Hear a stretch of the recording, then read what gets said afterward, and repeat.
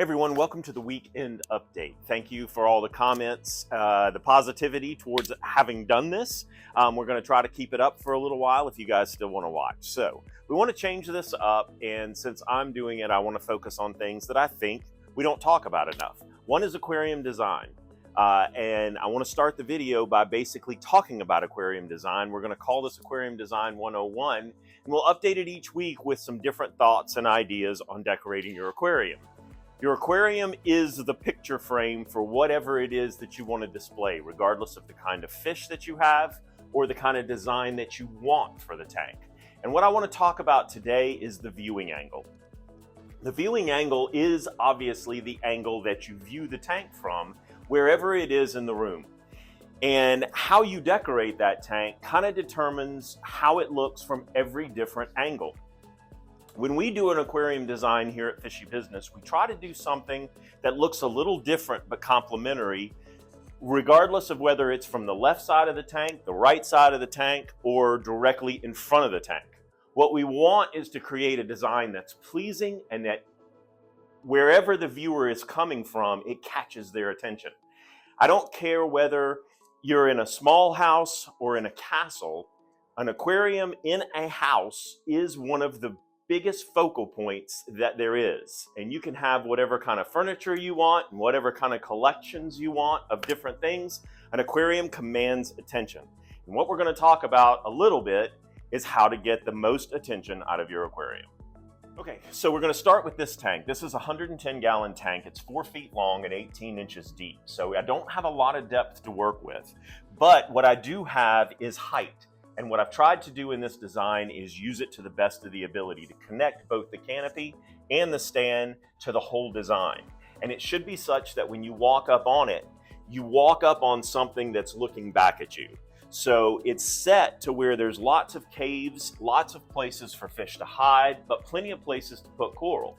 And if you come look at it from this side, you can kind of see how it takes on a little bit different design. And what you want is for that design and that spatial relation to work no matter what area you're looking at the tank from.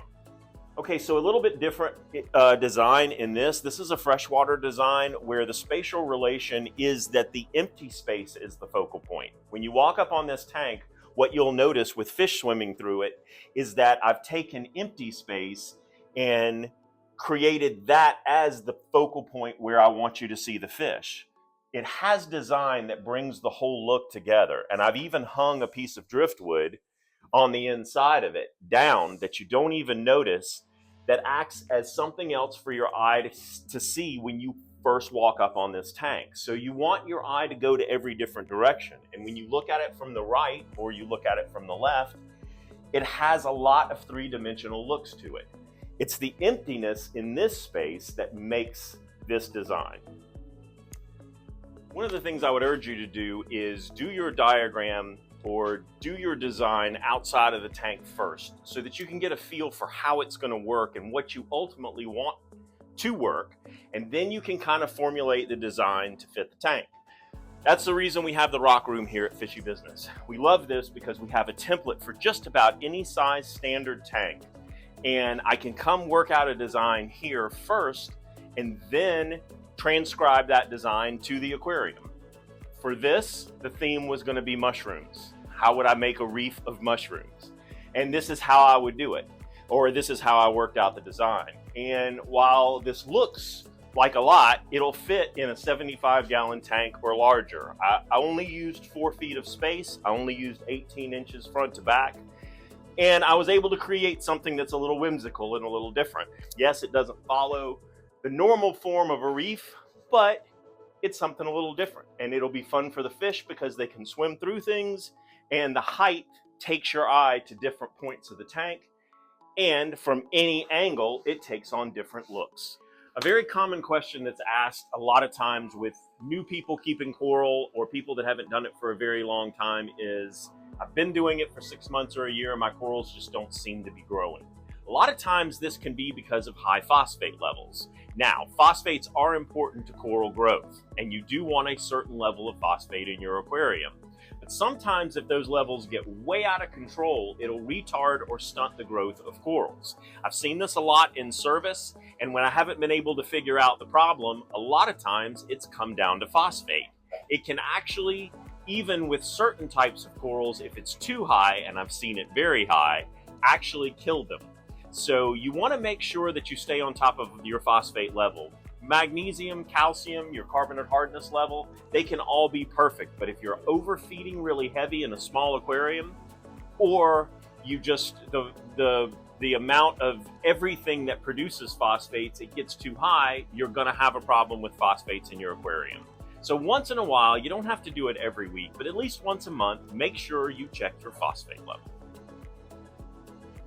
I'm often asked what is a hardy SPS coral to start with if you want to try SPS. And what I always say is Seriatopora hystrix. This is one of the easiest acros, I think, for a good beginner acro to start with. One, because visually, I think it's stunning. Depending on the wave motion and circulation in your tank, it will actually grow in that direction. It grows like a pair of deer antlers, and you can literally change the growth habit just by simply altering the water flow. This is a very good, very easy SPS to start with. Okay, how about let's run through some fish that came in this weekend real quick. One, I want to show you this orange shoulder tang.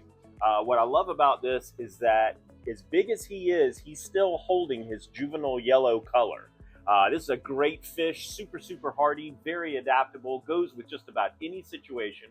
As you can see him casually swimming with the other tangs. Fantastic fish, love it.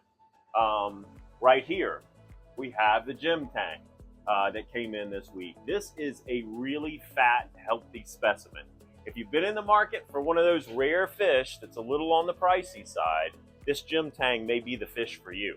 Come on, let's go look at some other things. Lots of new corals came in.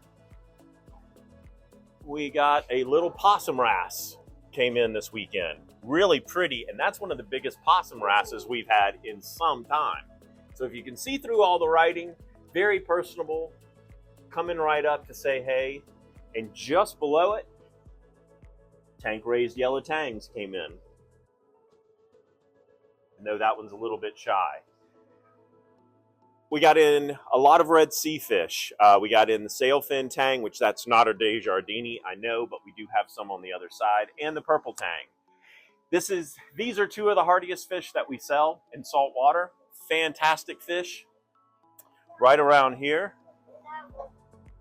a beautiful powder blue that's picking at the sea fan. We got copper band butterflies that came in this week. A blue angel that knows no fear. This guy has just been up front, one of the most personable angelfish I've had in a while. The magnificent foxface as well came in. One of the things that we like to overlook here, and it's one of the biggest things that we sell, is goldfish. And we got in a lot of phenomenal goldfish. Kevin has been really reaching out to a lot of our distributors to get some of the prettiest and different types of goldfish that we can.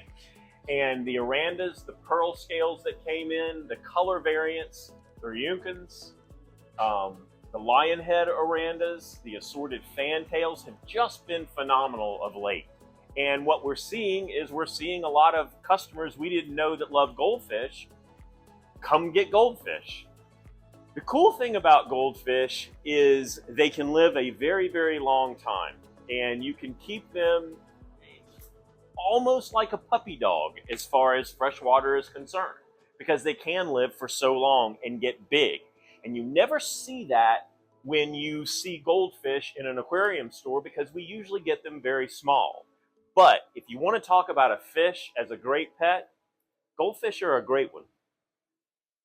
So we're going to end the video where we started, and this is the last design. And while very simplified, it is a design, and it says a lot, and it's the empty space that you see that is the focal point of the tank. Having a central theme, which is nothing more than just a little resin decoration and an open space, can be very cool if it's in the right tank. And this is just a simplified design and a way of doing that. So anyway, if you like that, let's talk about some more aquarium designs next week, and we'll go a little bit deeper into the designs. God bless, have a great week, and we'll see you in the weekly update.